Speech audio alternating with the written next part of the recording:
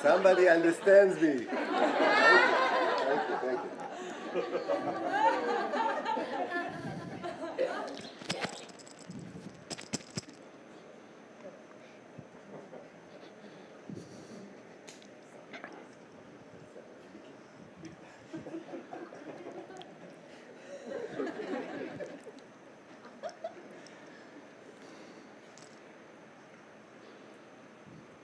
Thank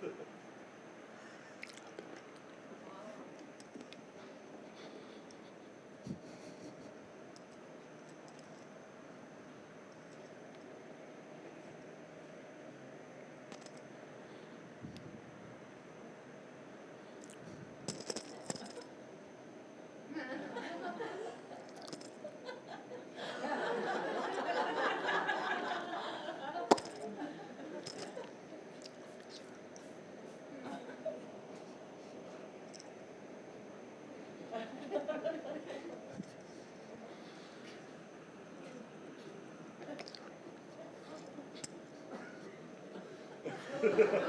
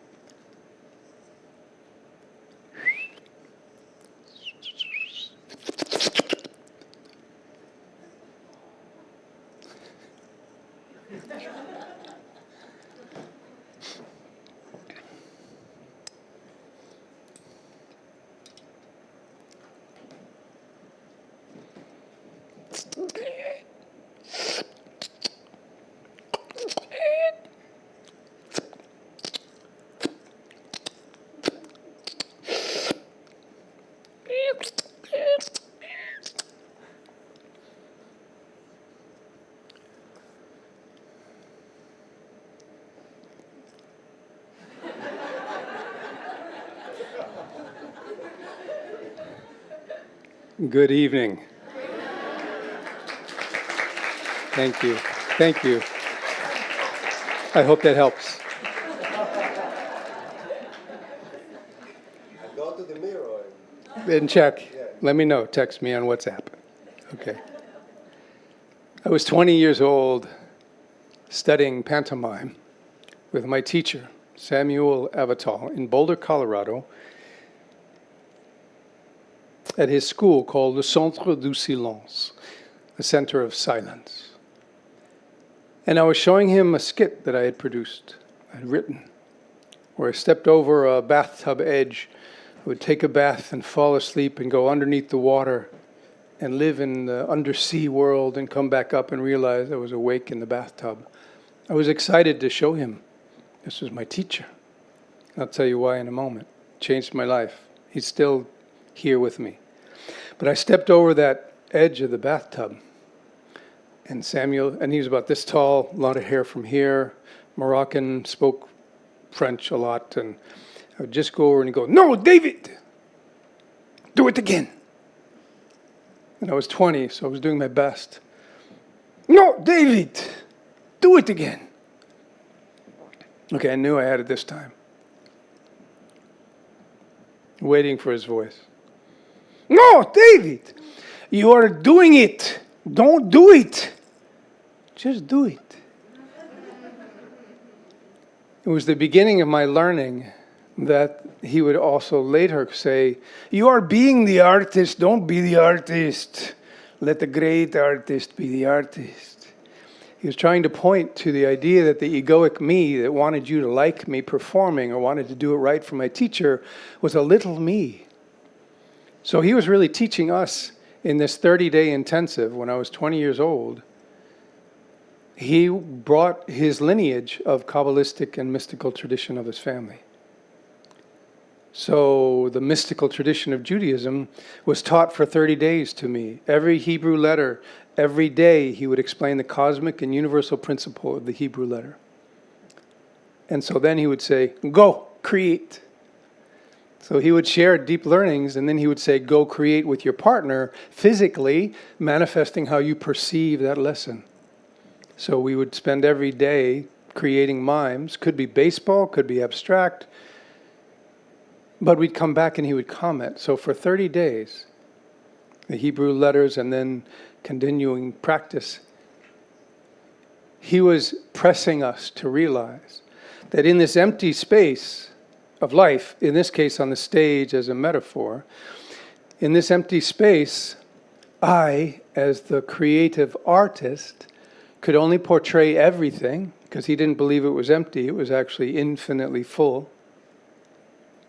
So he perceived the stage as infinitely full when we couldn't see anything, but as a mime artist, the creator of the invisible coming into the visible, in order for me to do that, I had to be empty. I couldn't be a boy trying to anything. So he was constantly pushing me as a performer to be on the empty stage and be empty, so that I could portray anything. I could portray the bird, I could portray the boy cutting down a tree, and the tree also, and the bird that was flying away from it. So in order for me to be everything, to be infinite in my possibilities, I had to be empty first. And within the emptiness, life could appear, humanness could appear, my emotions could appear. So he was metaphorically teaching me about the spiritual principles of life that would contain and guide me in all my teachings from then forward. So I bowed to Samuel Avatal. I bring his name up here to honor him. And then I will honor someone else, a Theravedic monk named Ajahn Chah was walking with his student in the forest, and he said to the student, "Student, is this boulder in the path that's tall and big, is it heavy?" And the student said, "Yes, master, it looks very heavy." He said, "No, it's not heavy, unless you pick it up." And so in this emptiness, when our life comes up, and it feels like something between us and going forward, us and a relationship, us and more income, us and making it through TTC, I won't get through this. When we have this come up, and it feels so real, see? Right? Even the body lives out what we're perceiving. So when this rises, just like that boulder in the path of Ajahn Chah, it isn't about things rising. Because watch, between here and there, I can have something rise. It's not a problem to me. Unless I go, oh, another one. God, I always have this right when I'm going for, right? We add on the layers of mind and layers of beliefs and layers of stories. But if we don't pick them up as they're rising through, like a bird through the sky, we're fine. Oh, there's, oh, oh, oh, ow, oh, that's. We even laugh. So the Sedona Method and the work that I'm doing with those of you that are coming and my sharing with the ashram in the next 3 days during the workshops is about the skill of how to not pick it up. So in this room, in whatever number there is seated here, in our bodies are memories, stories, and suitcases of things we brought to the ashram. Stories, spouses, children, physical conditions, things going on in our family, our work, the world, politics. But we are each physiologically carrying the suitcases of how we feel about all that.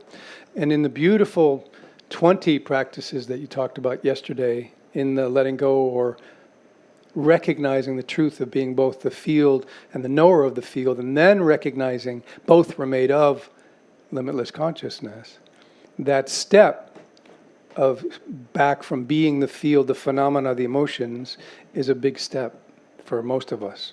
to recognize we don't have to identify with. It's big. It's a big step. So how do we do that? How do we not get sticky? How do we not get stuck to the Velcro of our emotions?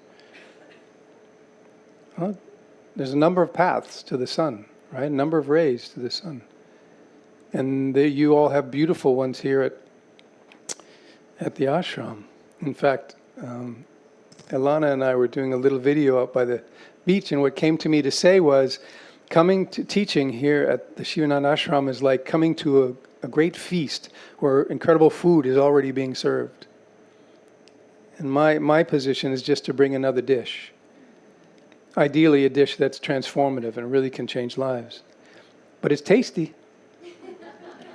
Really tasty.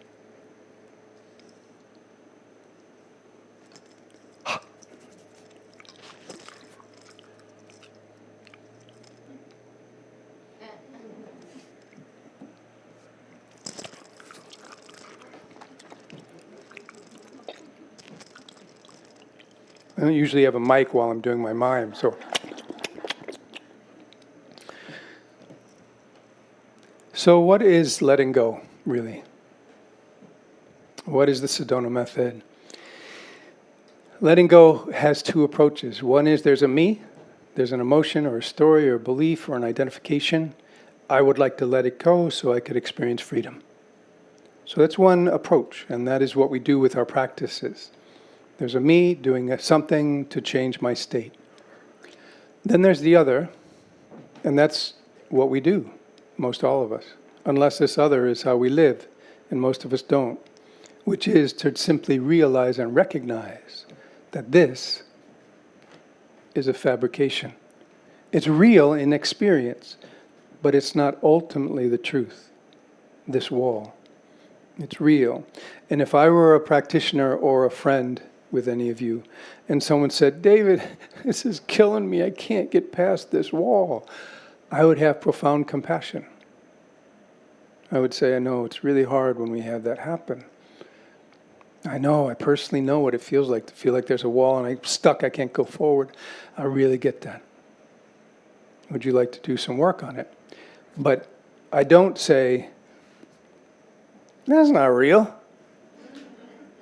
That would almost feel violent to me. Because the feeling of it being real is perceiving that this is more real than the infinite space around it, or within it, or as me, or the space that is my hand. If we're not living with that, we have to do what we need to do, and we have to compassion for each other. I'm sure you all do. I'm sure, especially in TTC, you have to go, I know. I see all of you at the benches and the tables, working together. It's quite beautiful. So I really bow to Shivananda and the ashram that was created for spreading the word of the limitless reality which we are. And so I really bow to the work you're doing to be on a planet where humanity needs this work to be done. As a mime, I just love being in my body and sharing the ideas through movement.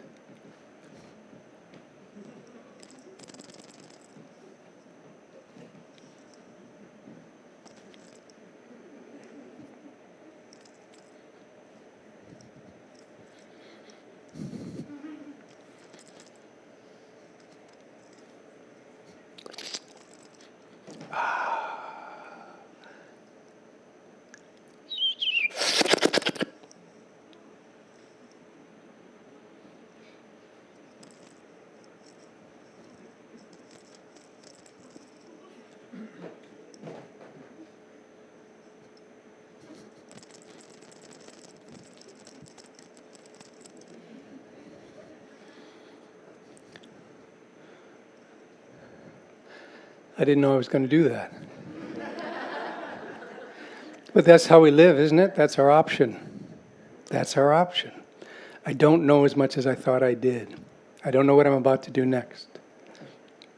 I was performing at the Science and Non-Duality Conference probably about 10 years ago, and I was about to perform, it was about a month from then, and nothing came. Usually I write, the scene or whatever I'm about to do for a 20-minute or 30-minute show. And nothing came, like a month before, nothing. And I trust. I'm really very open to letting things happen and trusting I'm a place for it to unfold, even without me cognitively knowing. And 2 weeks came before, nothing came. And I have ways of sitting and resting and opening and seeing if something will come. Nothing came. A week before, I was on the plane. Usually in the plane, I feel very cosmic in the clouds, so space and nothing, no phone calls. Nothing came. I was at the hotel. This is in San Jose, Southern California. And this was about 3 days before. I was there early, thinking, something will come. Something will come. Nothing came. And you can't force creativity. I couldn't fake it. The day of, in the morning, I had a roommate. I said, Sergey, I don't know what I'm going to do on stage. He said, it'll come. He had more trust than I did at the moment. So I got on stage, just like this. I have a couple of notes. I have some bullet points, but I got on stage and I said to the audience, about 700 people are around that, and a big conference. Everyone was there. Gabor Mate was speaking and Deepak Chopra and other ones. And I had 20 minutes to perform and speak and present. And I said to everyone, well, I have 20 minutes and I have no clue what's about to happen. You all good with that? And this was the work really for us there. They were like, yeah. Boy. So I told my sound technician who designed the tech for the whole thing, speakers and everything, I said, play about 5 seconds of 3 pieces of music. So he went, boom, boom, boom. So I said, wait, the second one. So I said, play that, and I'm going to move to the music until a scene begins to take place, and then I'll act out the scene.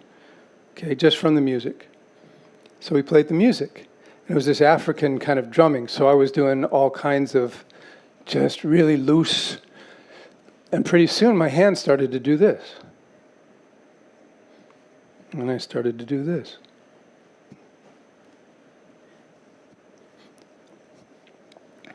And I started to go across the stage as if I was on a boat and doing the thing.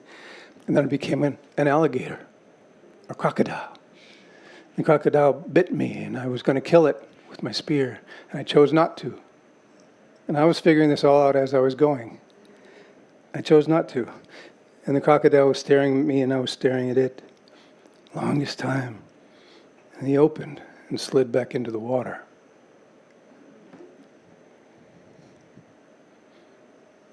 And I kept going. It was about 3 minutes, and I had no clue that that's what was going to happen.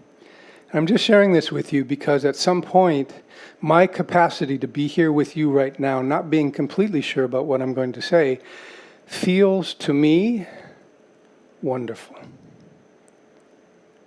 Because all the meditation that we're doing and all of the practices to release emotional patterning, trauma when we have it, all of that isn't an end in itself. It's the path to revealing that who we are is infinitely more than anything that rises within us. And so the Sedona Method is one of those tools. The gentleman that created it was told he was going to die in 1952 in New York City, in Manhattan. He was an engineer and scientist, and he said, Lester Levinson was his name. He said, what did I do? He was sitting in his penthouse overlooking Central Park.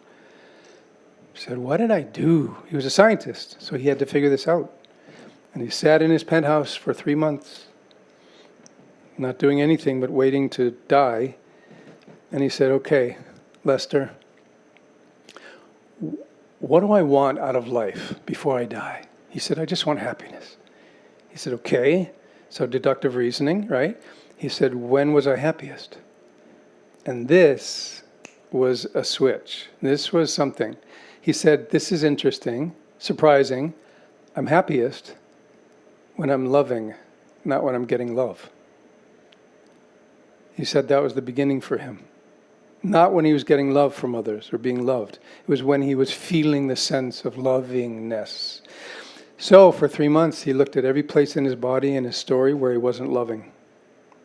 and he switched it to love. He called squaring everything with love. So he did that for 3 months, and he lived 43 more years.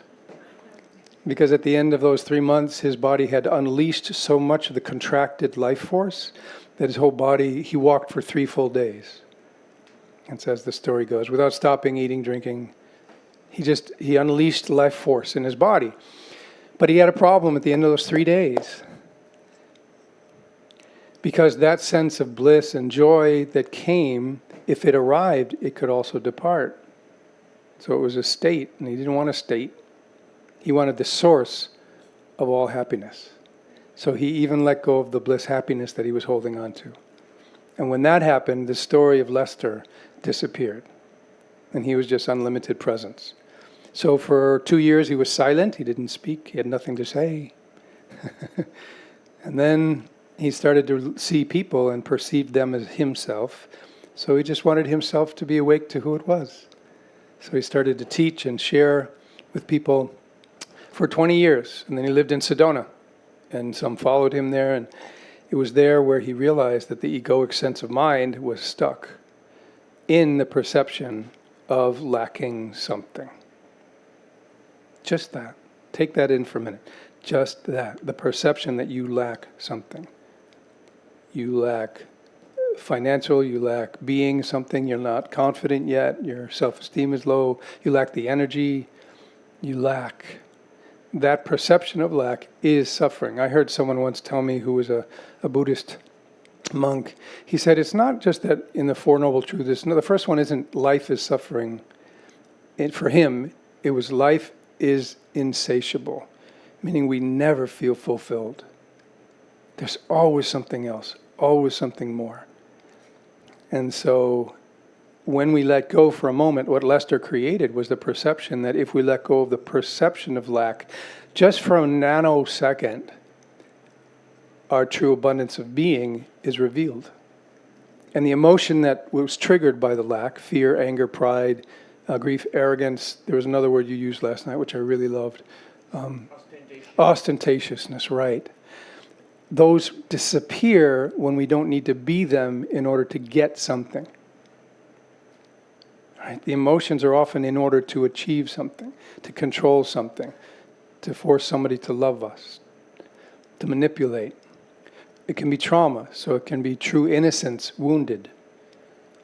So what Lester did was, I think he codified some ancient traditions of self-inquiry. Because fundamentally what the Sedona Method is seven series of different questions, inquiry questions. And so, just in order to have you all get more of an experience than just me talking, although I like the sound of my voice in this microphone, it's very nice. For a mime, I enjoy speaking. So, somebody once said, you should be the talking mime. That would be great. Come see, it's like at a fair. Come see the talking mime. So I'm doing the wall now, and I'm coming to the edge. I'm looking at you. I'm just joking. That'd be funny.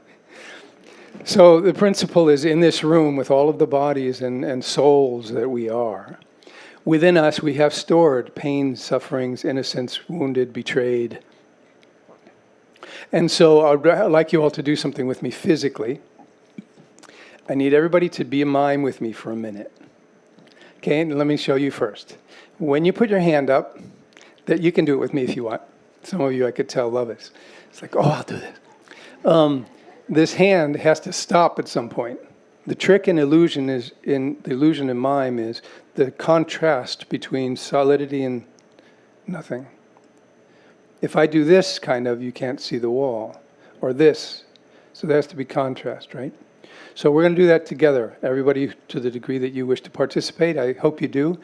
1, 2. Now what I'd like you to do is put your hands on your lap, and I'd like you to think right now, inside yourself right now, something that's holding your attention and not letting you be at peace as much as you wish.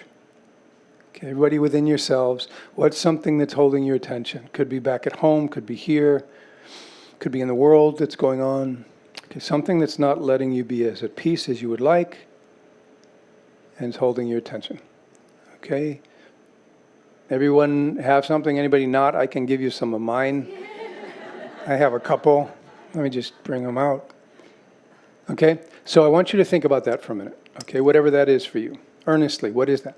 Okay, now, let's come back to creating this. So one hand up, the other hand up. And what you're holding up is actually that. Because on some level, in this moment, it likely doesn't exist, except in memory or projection. It might be physical, and that's okay. But we're still holding. We contract around that. It's bothering me. When I get rid of that, I'll feel at peace. Or when it changes, I'll feel better. Right? So we're holding on some level until it changes. Then we'll let ourselves be happy and at peace. Okay, so I know this is getting tiring, but I'm doing it on purpose. Because this is the energy and resources you're using inside yourself to hold on. Right? To tell this story, to justify and defend why you feel this way, to protect the identity that it contributes to. Sufferer, victim, whatever. We're very powerful beings. We are the infinite, unlimited reality expressed as you. So do we really need to hold on to that in this moment? Now your hands are probably getting tired. What I'd like you to do, if you'd be willing, is close your eyes and imagine that whatever you're holding on to may be recent, but it also may be ancient to you. Maybe a lineage of culture, family, tradition. Your parents, something from the womb that you picked up from your mother. Emotional patterns that were in your family. Whatever your hands are holding up for you, that issue, take a big breath in. Release the sigh. Allow the neck, shoulders, upper arms, elbows, forearms and hands and wrists now to relax. Allow energy to flow. Allow gravity to drop them to the lap. Keep your eyes closed. Continue to breathe. Let the shoulders go.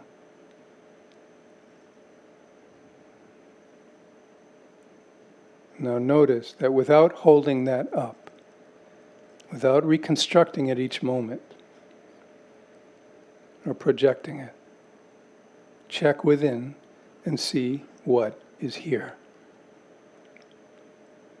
What's the direct experience of this moment if you're not reconstructing whatever that was?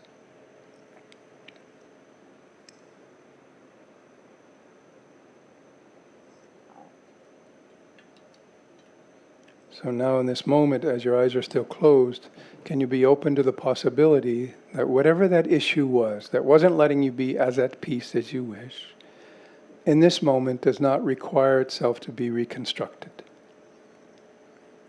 Freedom and spaciousness is your true nature. Just in this moment, can you let go of needing to repeat the habit of telling that story, just for now?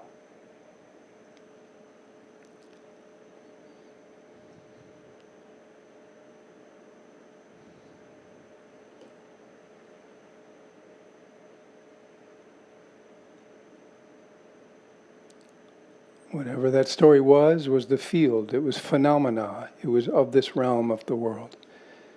And you are that which is aware of the field. This realm, all stories. And now, if you want to go one step further, can you be open to the possibility that even what rises and falls, stories and memories, issues, are made of limitless consciousness, appearing as that, as a wave in the ocean, a modulation of infinite energy, and nothing more.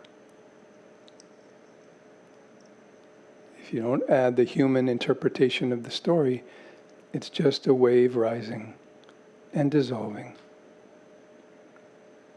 And you are the open space that's freedom itself.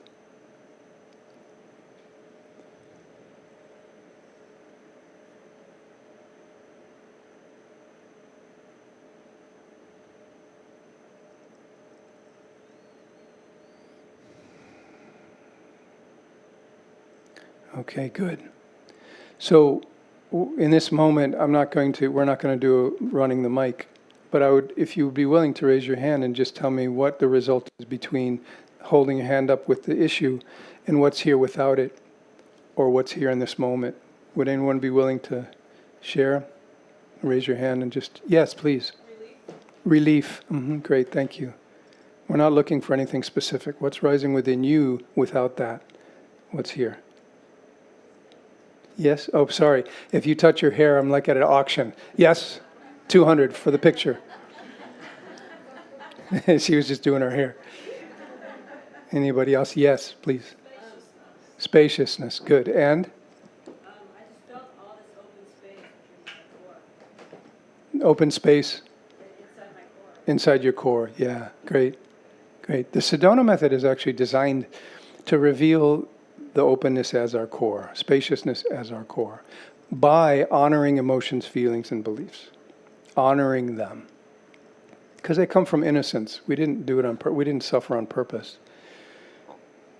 So the Sedona Method is based on welcoming, allowing, profoundly having compassion for ourselves and whatever arises, and then asking some questions that apply to the dissolving, letting go of, not identifying with whatever it is.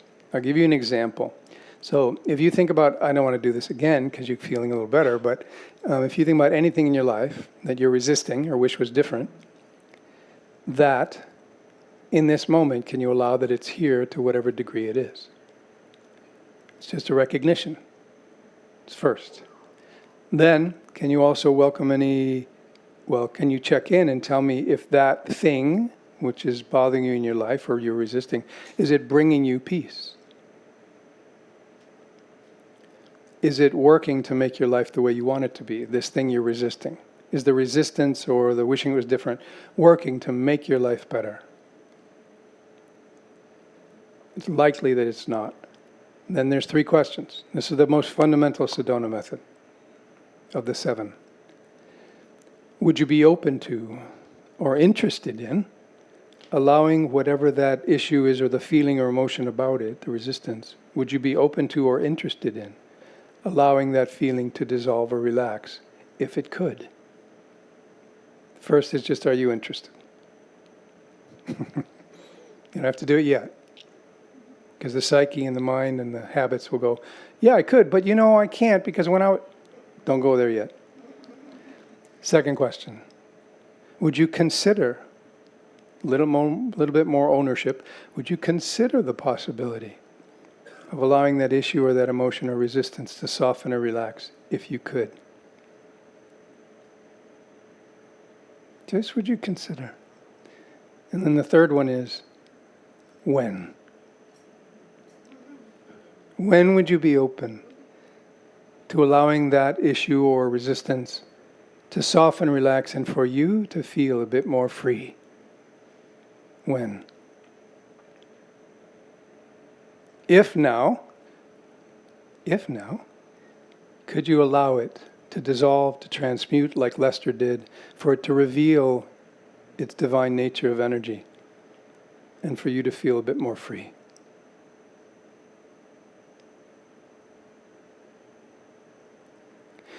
And then I would check one last time if there's any remaining, because we always keep a little back pocket suffering. I feel so great, but my mom called yesterday. Or she called yesterday, I feel great. So whatever's remaining, are you interested in that dissolving too, if it could? See, it begins to be cognitive choicing, but you're not making something happen, you're asking, inviting yourself to be freer, if you'd be willing. And we're all here on some level, for a level of deep freedom, profound recognition of our limitless nature. So, whatever's remaining of that story or issue, are you interested in or open to allowing it to soften if it could? Whatever it is, whatever you want to complain about, just for now. Would you consider allowing it to soften or relax if you could? When? If you could, now, would you be willing to take your hand off of the suitcase of suffering just for a moment and allow yourself to have a bit more freedom, relaxation, openness, tasting your own, drinking from your own nature. Okay, good. So that was 2 rounds of the most basic processes of letting go. And then there's 6 more which travel up the spectrum of less and less of a me doing, releasing, and more to awareness, recognizing. So those are the 7 tools and techniques, which I'll get into in the workshop. So I think I just have about 5 minutes left, but I feel like I've revealed my heart and revealed what I wanted to say. So you guys have a nice night? I'm joking. Although TTC, you guys are, yeah. God, 1 person, please. Let me off the hook tonight.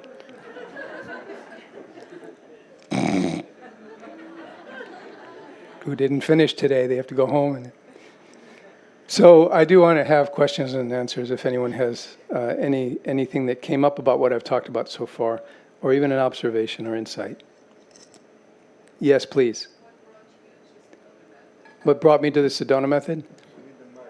I'll repeat the question for now.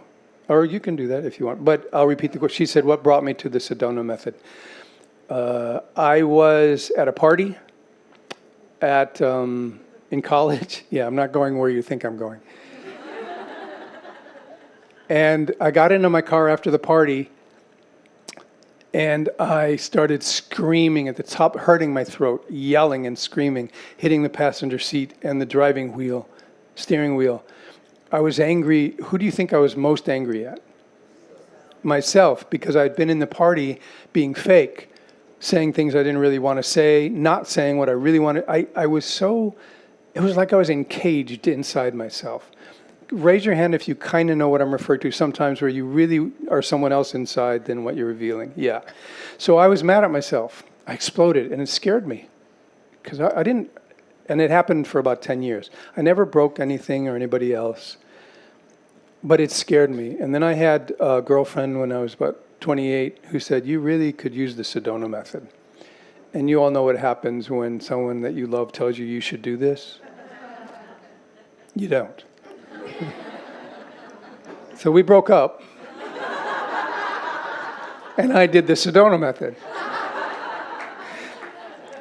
So that was when I was 28, but I did it in order to handle my family was a very loving and kind family, but suppressed in terms of extreme emotion. You know, there's a spectrum in this room, I'm sure, with the way that energy and emotion was expressed in your family. You know, some are very intense, some are violent, some are just intense. And mine was very suppressed with a lot of kindness and love, but never teaching me how to feel safe with a lot of intense emotion. So I was very suppressed. So that night, when I was 18 on the night of the party, and I was afraid of all that energy. And so when my girlfriend suggested it, and then I finally did it, it was to gain some quality of management and lack of fear of this suppressed, powerful energy inside me, which ultimately is very powerful. It's the life force also. So that's when I started. 28, I studied, and then for about 5 to 10 years or so, people asked me why I was changing so much, and I decided to teach. I was an actor for 20 years, and I didn't like telling other people's stories and stories of conflict and non-resolved. So I wasn't happy in the realm of theater anymore. I was doing mime forever, still do, as you can see.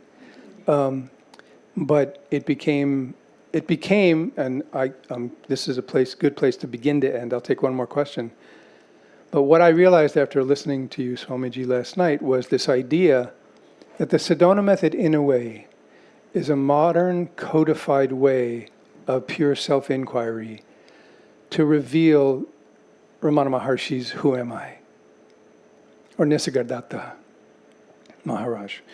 So the Sedona Method, in a way, is a tool of self-inquiry that's codified for contemporary use. And so it has become that for me because my leanings are also Eastern and also deep Kabbalistic training to a degree, or Hebrew teaching. So the Sedona Method is sort of the tool or the technique to point to the me that needs no techniques. And that's what I think most practices ideally are. They point to the you, they reveal the you, they uncover the you that's not bound by anything that you think you are. But we need the tools and practices and meditation to discover that. So when I teach a course, I always say, I'm going to teach this course, but I'm going to teach you so that you can realize you don't need what I'm teaching you. And that feels fair enough.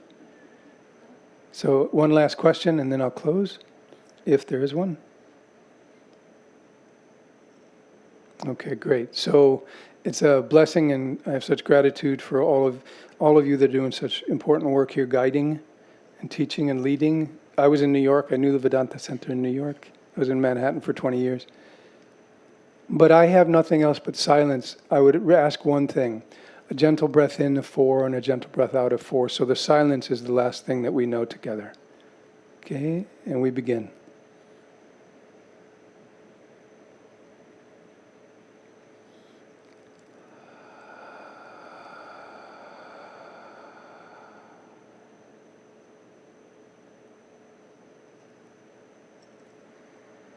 Thank you. Thank you.